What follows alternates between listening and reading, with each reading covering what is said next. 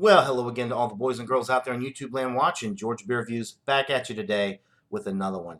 And what I'm looking at is a beer from Dogfish Head. This is their Fruitful Fort. This beer is released every year from July to September. It was originally released in 2018. It is a Belgian-style fruit ale, clocking in at 50 IBUs. The ABV is not specific. Every batch is different, but it ranges from 15 to 18%. I cannot get this beer in the state of Georgia, but I made a trip down to Louisiana recently, and I was able to pick up a lot of high ABV stuff that I can't get here because we can't get anything over 14%. So anyway, this beer is brewed with boysenberry, raspberry, blackberry, and elderberry. This particular bottle was packaged on May 23rd, 2019. So relatively fresh.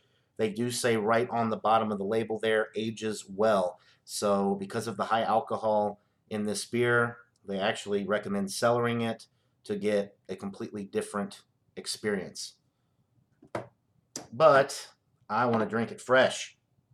So let's go ahead and get into it.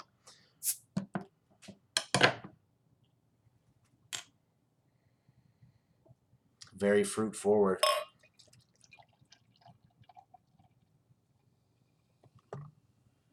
Very interesting appearance as well. Super hazy. Kind of a hazy brown with a little bit of purplish hues coming through. Super hazy, cannot really see through it at all. I don't see any chunks floating around, but I guess I wouldn't. There's none settling on the bottom. But definitely a hazy beer. It's got all the fruit juice added in there. You know what it kind of looks like? It kind of looks like prune juice is what I'm getting on the appearance there. That's pretty much what it looks like. It poured with about a finger head that's already died down. With this high of an ABV, you're really not going to get the head to stick around for too long. You know what this smells like? This smells like a sour ale. You're getting all the fruit notes, but it definitely smells like it's going to be pretty tart. I'm not really getting the alcohol on the aroma, which with such a high ABV, you might expect to pick up on the alcohol, but it doesn't really smell boozy. It just smells really fruity, really intensely fruity. It's hard to kind of differentiate the different fruits in this. It just kind of smells like a tart berry. Maybe a little bit of the blackberry and elderberry. I had some elderberry wine not too long ago, and I'm kind of getting a little bit of that on the aroma. Definitely fruity, slightly bready on the aroma as well. You're getting the unique quality that you get from Belgian yeast. It's got a little bit of that, almost like a spiced bread note. It smells really good, guys. Very fruity, a little bit of bready, a little spicy, not really boozy on the aroma. So let's go ahead and get into this thing, guys. Cheers.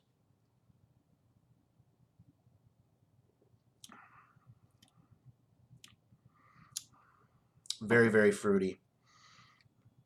And then immediately you get all that Belgian yeast character in the middle.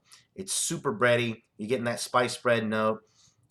Very, very bready in the middle of the sip. The fruit hits you right up front, but it almost dies down immediately and leads into that intense bready character in the middle.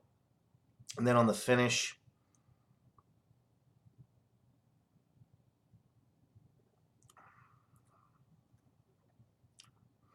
a little bit of the lingering spicy type or the spice notes that you're getting from that Belgian yeast.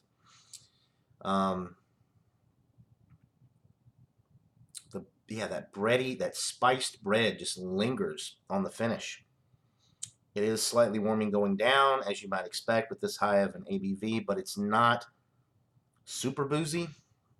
you know you're drinking a high ABV beer, but I would never guess 15 or 18.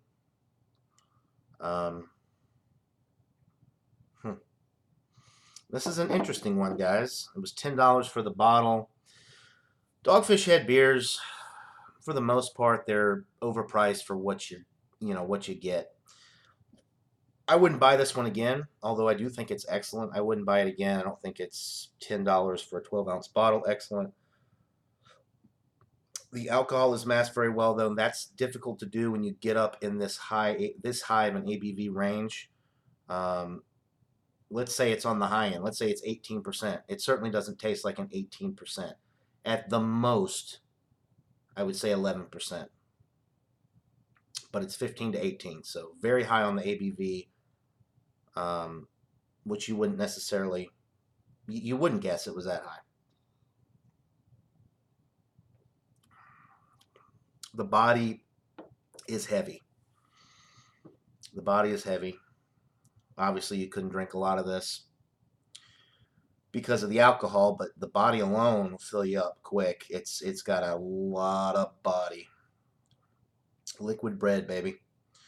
Um, I kind of wish the fruit would stick around a little bit more. The tartness that you get initially and that nice fruit flavor up front, it dissipates really quickly, and you're left with that spiced bread note, and that's pretty much it on the back end. It really, that fruit just dies out immediately. So unless you're constantly sipping on this thing, you're not gonna have that lingering fruit, which I would like because it is the fruitful fort, not the spiced bread fort. Um, so a little bit more fruit would have been nice, but this is an excellent beer.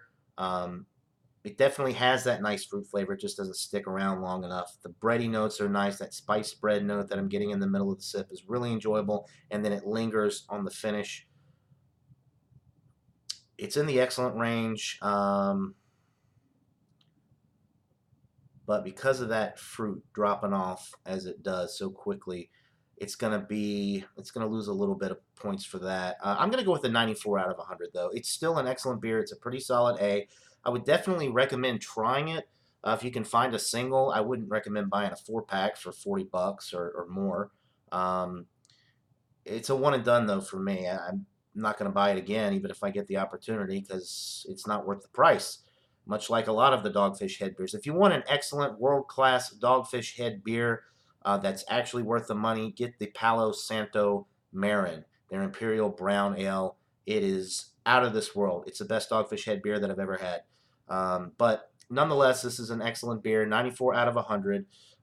Check it out if you are interested in fruity Belgian style beers. Let me know what you guys think. Be very interested to hear your thoughts on this one. That'll do it for this beer review, guys. Hope you're all having a great day. And until next time, everybody, cheers.